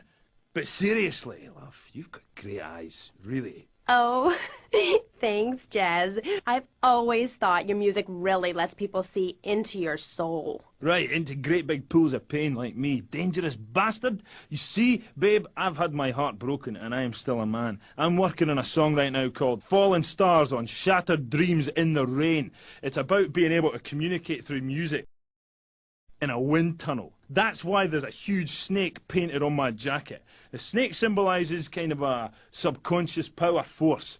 Because life is pain, babe. And without music, I'd be lost. This new album is our most mature work yet. I am brilliant on it, because I sing from the heart. About heartbreak? Babe, don't go there, please. You do your show a favour, take it easy. My people spoke to your people about this, and seriously, I appreciate the offer. And look, I would shag you, but you have to understand, it's too soon. Because Sherry left you, right? Babe, my people spoke about this to your people. I said, do not mention Sherry. It's like sticking needles in my soul, voodoo. Who are you? Are you my personal devil? That you could do this to me? The pain is too much. I have hair in my face to hide my soul. Sherry had to go because she wanted to be a Marine. We couldn't be together. Seriously, don't go there. This is so sad. Do you have a tissue out there? Oh, Jez, I'm so sorry. Seriously, love, if you listen to the song Dragon Eyes, it says everything that needs to be said about her. You can't help me. It's raw, like a chicken's head, you know? The pain, it grips you and makes you think about everything. It's the longest night of all. December of the soul. Jez, this has been the best interview of my life. Thanks so much for coming on. For all you Love This fans out there, it's time for a contest. That's right. Ladies and gents, you're listening to me, Jez Torrent on Kchat, being interviewed by... It's Amy? Oh, God. You forgot my name? Yeah, whatever. Citizens of Vice City. Now you've got the opportunity to win a part of me, my signature. Ink. I only give away parts of myself to people who have bought all our records, so you've got to answer this. On which album did Beast Fist appear? Was it A, Dogs on Heat, B, Fat Chicks All Day All Night, or C, Devil's Own Band? For the chance to win tons of Love Fist prizes, just answer the question. All you need to do is write the answer on a postcard and send it into the station. Jez, before you go, will you please play us a song acoustic? Piss off! Acoustic songs are for sissies. Babe, seriously, do not cramp my style. Look, I've got to save up the love for the big show. Babe, I love you. I really do. Friends for life. Dance into the fire and all that. Always good to meet a fan. Will you look after man for us, will you? Oh, I lost my lighter again. Love Fist! That was the dreamy Jez Torrent of Love Fist, who are appearing this week in Vice City as part of their world tour. Bring your lighters and a spare pair of panties. I know I will. We'll be right back on Kchat after these messages. Thanks. What makes a real American? A cowboy hat, enjoying a fine T-bone steak, going to a baseball game, shooting a gun. Maybe it's the freedom to go into a poor country and tell them how to do things. Heh, those are all great qualities. But one thing that makes a true patriot is the ability to choose an American car. When you buy an import, you take a hot meal off a hard-working American's table. There. This poor girl is going to starve to death just because you bought a cheaper, more efficient Maibatsu. Without gross symbols of excess, what will Americans have to look up to? Our great industries are threatened. Cars, pornography, armaments, and they need your help. So the next time you buy a car, a piece of adult literature, or a missile defense system, make sure you do the American thing. Old Max.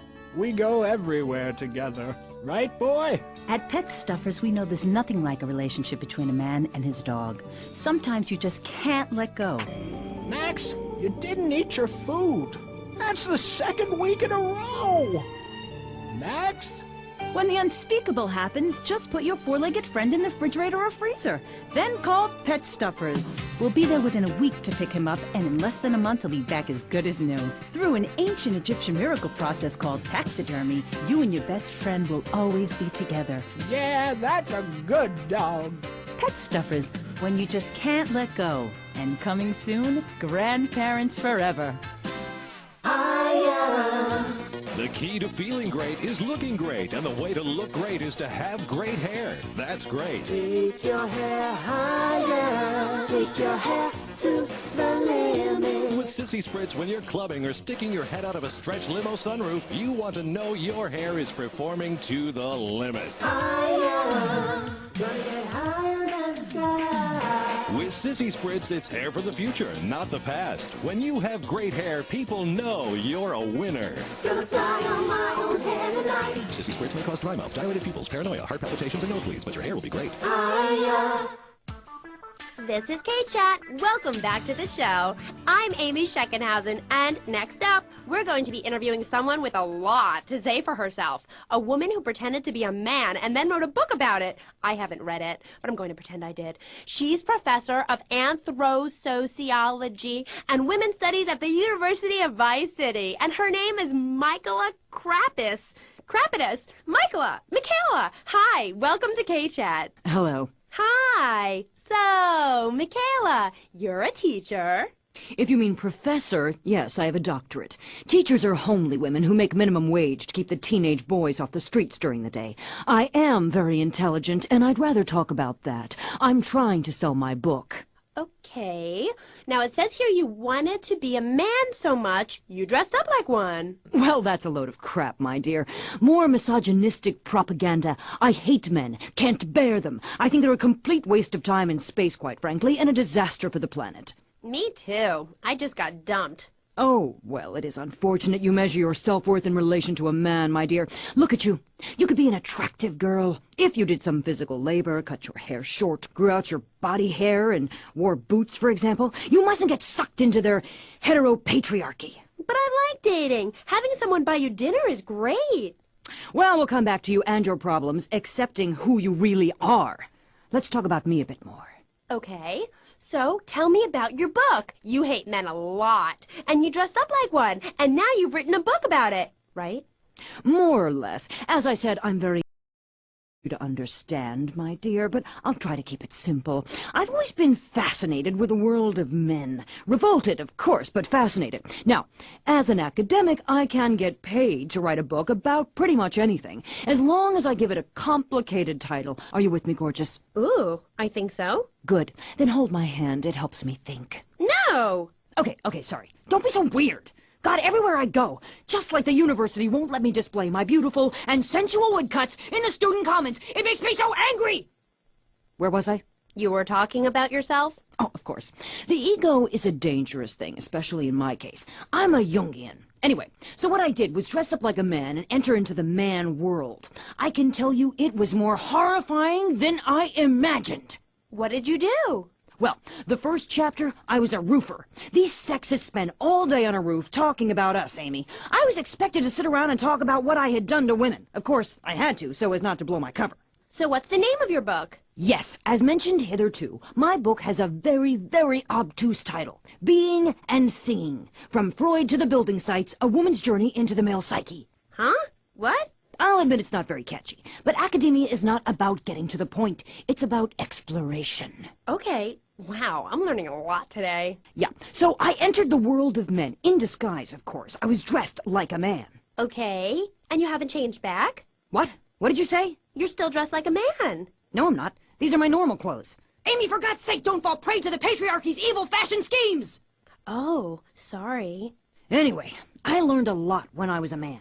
Did you know, for example, that during my time as a steel worker in Pittsburgh, I learned that men sometimes speak crudely about women when they are out of earshot? I was horrified. Or that men regard some women, like you, Amy, as mere sex toys, things for their amusement. Unbelievable! Or that men actually find sports interesting. It's appalling. And they run the world, my pretty. Oh, yes, they run the world. They do? Yeah. Look at Reagan. Look at Thatcher. Look at Gorbachev. While we stay home and bake cookies. Well, screw that, sweetheart. Yes, I agree. Good. Don't bake a cookie. Smash him in the face with a baking tray instead. He's a brainless dolt. He's a man. Did you know men enjoy looking at pictures of naked women? It's called pornography. It's sick and foul. I'm giving a talk about it this weekend at the Women's Center. That's women with a Y. I think you spelled it wrong. Are you a woman? 3 of the 5 letters that make up your description are M-A-N. You're too dependent on men, Amy. That's why I don't call myself a woman, Amy. Okay. I bet this radio station is owned by a man. White male conservatives monopolize the media, selecting right-wing blondes to propagate conservatism. I don't have blonde hair. Not yet, Amy. Not yet. Did you know men drink beer and smoke cigarettes and wear hats? Yeah? Yeah, well, you must have read my book. I discovered a lot of things. I was also a policeman and an untrained brain surgeon, and they're all the same. All women haters. But just because men like sports and hats doesn't mean they hate women, does it? You self-hating fool! Of course it does! The media, meaning you, falsely portrays feminists as bra burners, outdated, combat boot-wearing bad mothers. Why don't you take your top off right now, Amy, huh? Tell them you won't be censored anymore. No! I'm getting a little freaked out here. We'll teach you how to make beds, march in squares, shine shoes, clean bathrooms, kill a man with your bare hands, and do it all with pride. The military teaches you all the skills you'll need later in life. Call 1-800-BE-A-HERO and become a real man today. Why are you waving your hands up? Oh, I'm supposed to hit the other commercial. This fall, a new hard-hitting police drama is coming to Friday night. He was a well-to-do cop transferred to a troubled precinct downtown. His new partner is a space traveler with a passion for justice. It's Yuppie and the Alien.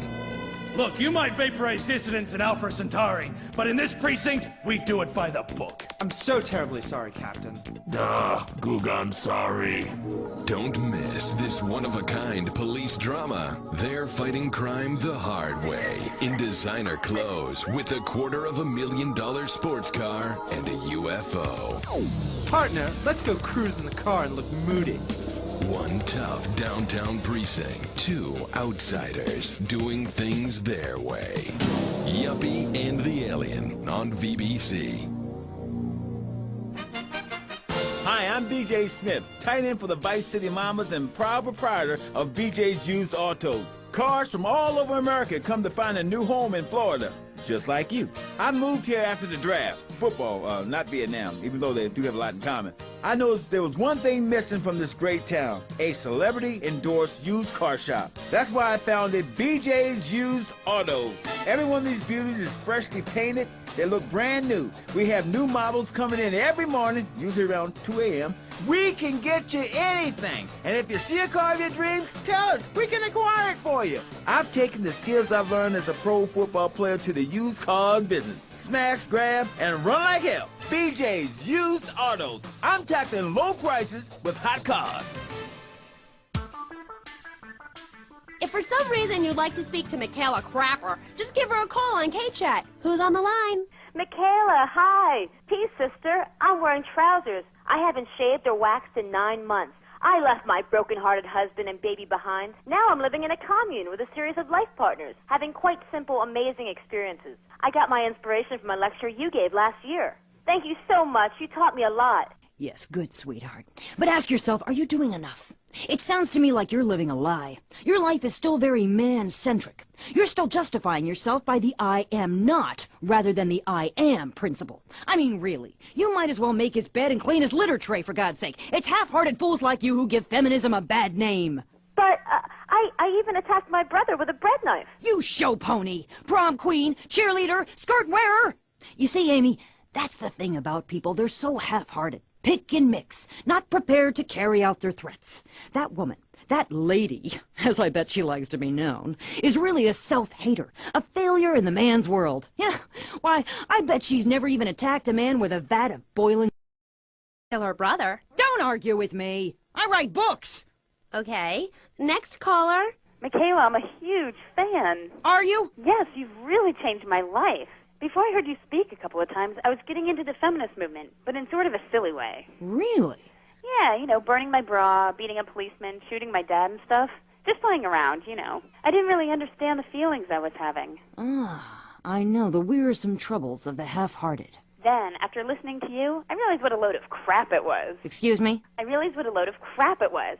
You can't hate men just because they're different. You can't hate anyone just because they're different. You have to work with them. Luckily, I needed a moronically pretentious, overeducated, hair-lipped old harridan like you to show me how stupid I was being. I mean, we're all just people, and it's idiots like you who cause the problems in this world in the name of reclaiming some false ideal. And blabbering on and on about gender politics at rallies just so you can wear leather in public. Why, you misogynist. No, you're insane. You hate yourself because you're a failure. You're an appalling academic and about as intellectual as a hemorrhoid. Goodbye. Well, well, it's nice to see my work has stimulated such healthy debate, don't you think? Michaela, she hated you. No, nonsense. Poor dear was in bits. Not very used to the cut and thrust of academia. I thought she expressed herself poorly and didn't know what she was saying. Probably burned her husband's cakes or something. It is important for me to confront the differences and similarities between myself and other women. I am smart, strong, I seek liberation. Your society imposes on me. God, this is all so confusing. Everything has two meanings. Exactly. Apart from the word through, which has 5. You can choose to be a victim, Amy, but after you read my book, you'll realize men are irrelevant. Can a man have a baby? Do I need a man to have a baby? No, we don't need men. We need more parts of town we can call our own, more parades, more gatherings of understanding where women can beat each other with pillows and practice judo. That doesn't sound like fun at all. Oh, shut up. I've had enough of you, you little tart. That makes 2 of us, right. Listeners, don't go away. When you come back, we'll have a new guest, and I promise they'll be more interesting than Michaela Crap Artist. Michaela, it's been a pleasure. I'm sure we've all found this very illuminating, and why our beliefs are right in the first place. We'll be back right after this.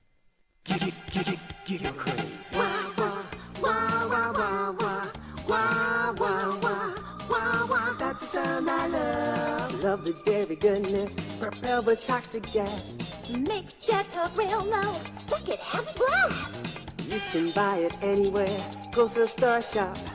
Make sure that you're in a check, cause your hair's gonna fly. Oh no! We hear wah wah wah wah wah wah wah wah wah wah. That's the sound I love. Giggle Cream. It makes dessert funny. He was a man of peace, living on a quiet farm in North Dakota. Till one day, all hell broke loose. Tim, we need you. I'm a man of peace. I'm done killing. I want to raise a family. That's just it, Tim. They've got your family. No! Jack Howitzer is Tim in Exploder. From the heart of America to the jungles of Cambodia, follow one man's quest for peace. Ho Chi Bat, is that you? Tim, I know you come. Just like old days, we kill everybody. Tim, they've got your wife, but I'm not married. You are now to America. He went in to save his country, but found his family and lost a friend. Ho Chi! Tim, don't leave me. You taught me baseball, Tim, and how to rap. No! He would have been a fine American. I'll cry when I'm done killing. Get yourself a body bag, strap yourself in, start making friends the American way. Exploder. Evacuate.